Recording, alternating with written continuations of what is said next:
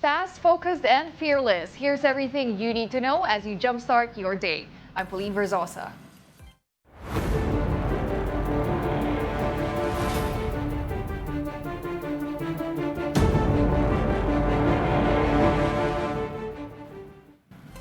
The Kingdom of Jesus Christ has secured a temporary protection order from the Davao court yesterday.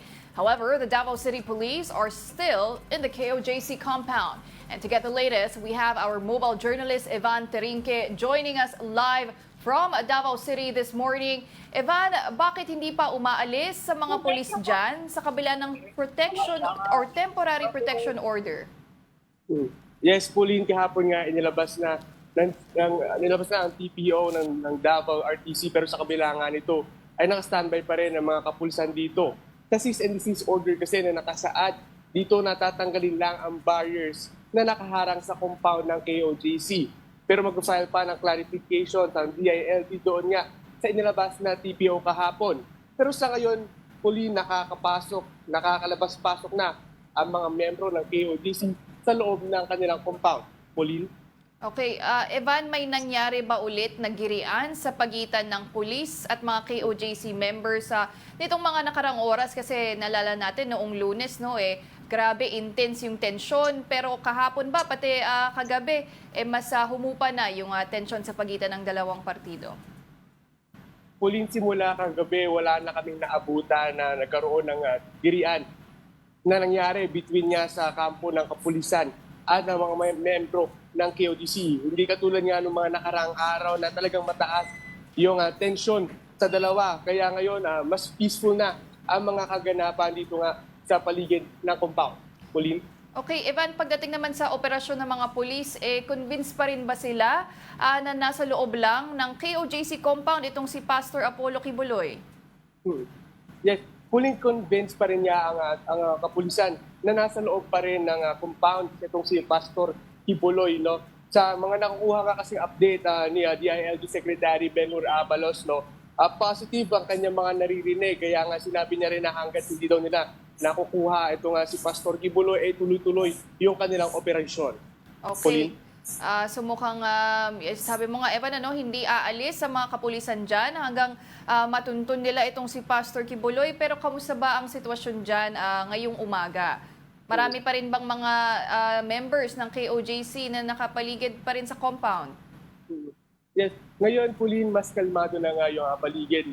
Yung mga gaganapan dito nga sa paligid ng compound, yung mga ibang membro ng KOJC na mga nagsistay talaga dito sa labas ng compound, yung mga nakarang araw ay nakakapasok na nga sila sa loob ng kanilang compound yun. Ngayon din, nakakadaan na rin yung mga sasakyan kasi dahil yung mga nakarang araw nga, naka-blockade kasi itong daanan ito, itong CP Garcia.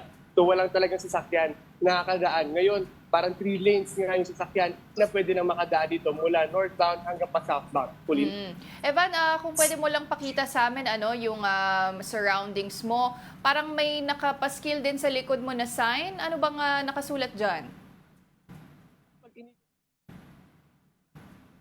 No. So Ayan. nakalagay dito is June 10, 2024 is a day of infamy. Ito daw ay quote from dating or isang statement galing sa ating former president na si Rodrigo Duterte na isang KOJC property administrator.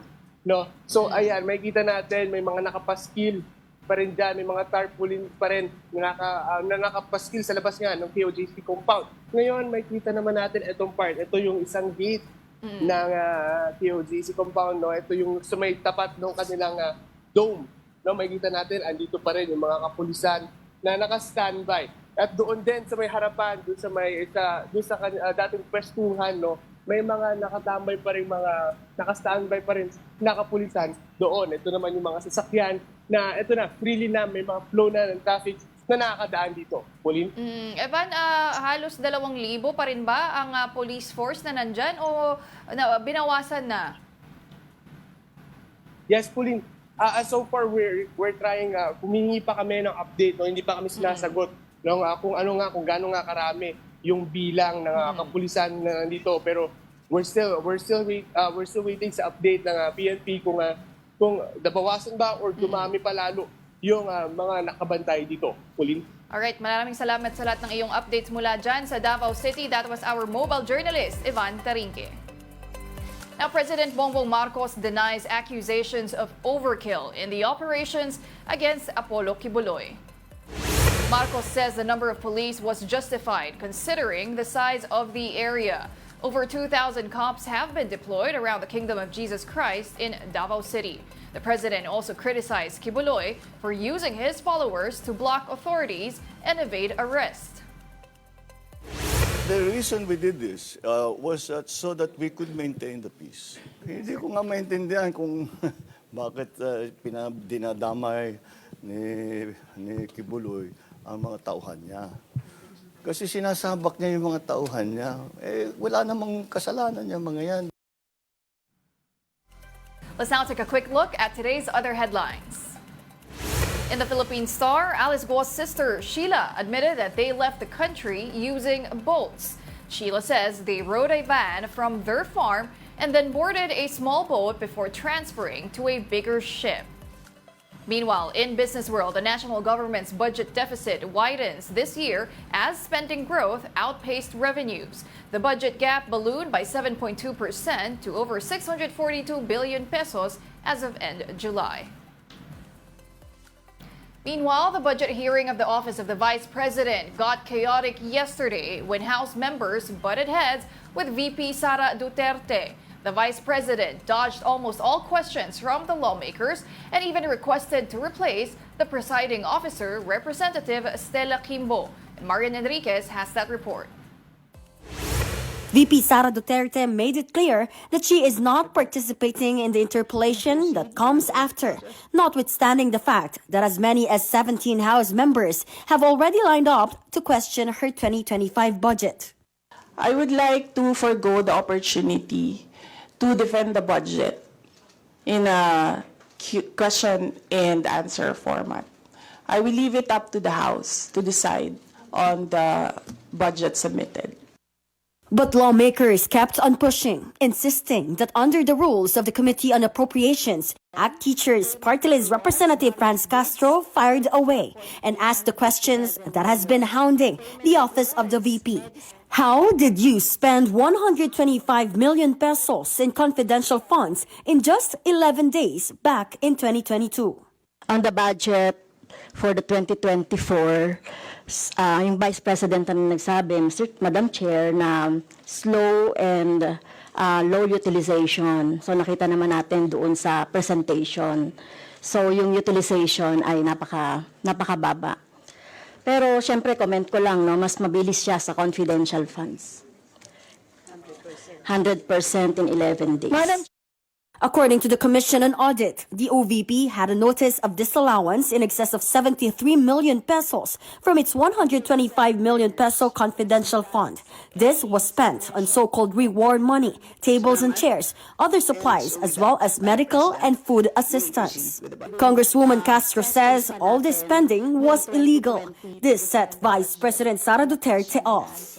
I have also here a report about the notice of disallowance. According to the notice of disallowance, the COA disallowed 73,287,000 out of 125 million confidential funds used by the OVP in 2022. So this is 58.63% of the 125 million. So can you confirm? Since you allowed her a snide comment, you will allow me a snide comment as well. So my question is, Madam, can you yes. confirm? Yes. Yeah, okay. Diba? Okay. Yes, Madam Chair. So, May I, before you proceed, may I remind both our guests and our resource You should have persons reminded her to when she said the refrain line, diba? I called your attention, Madam Chair. You did not recognize me. So, ngayon, sasabihin ko na, if you allowed her that, you allowed me a snide comment as well. I don't recall hearing a snide comment, Madam Vice President. Ang snide comment, that's a matter of judgment. So please proceed with...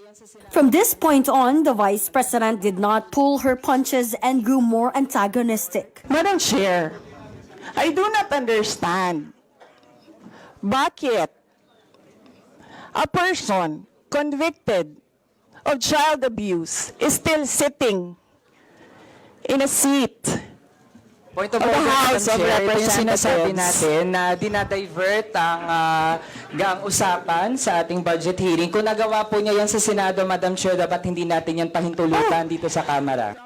The House Appropriations Committee leadership explained that in the letter sent to the OVP, included in the topics are the comparative budget allocation and utilization rate from fiscal year 2019 to 2023. Kung ito ay dinisallow, so ibig sabihin, illegal yung paggamit nito. Madam Chair, you cannot allow a member of the House to just claim that it is illegal.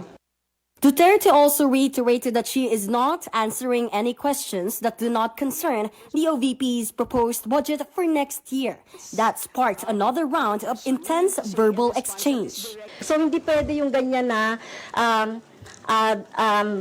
yung tactics na ganyan na parang parang sorry for the pusit, na kapag nasusukol na ang pusit ay nagaano ng maitim na tinta. So wag naman mag-ugaling pusit ang Office of the Vice President. The Vice President had an answer to the reference to squid tactics. Bakit mo ako kinocrucify for saying a fact that somebody is convicted of child abuse sitting in the chair? Pusit, and then I cannot fire the presiding chair. So The OVP's budget briefing was deferred, and the House Appropriations Committee scheduled the next hearing on September 10.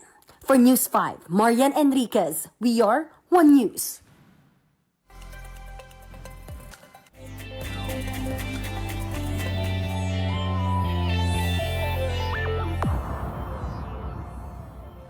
And now shifting gears to sports, the PLDT high-speed hitters booked their ticket to the semis of the PBL Reinforced Conference. PLDT eliminated Chery Tiggo crossovers after 5 sets yesterday. Kim Fajardo was hailed the best player of the game after registering 23 excellent sets. They will face the undefeated Akari Chargers in the semis this Thursday, 4 p.m.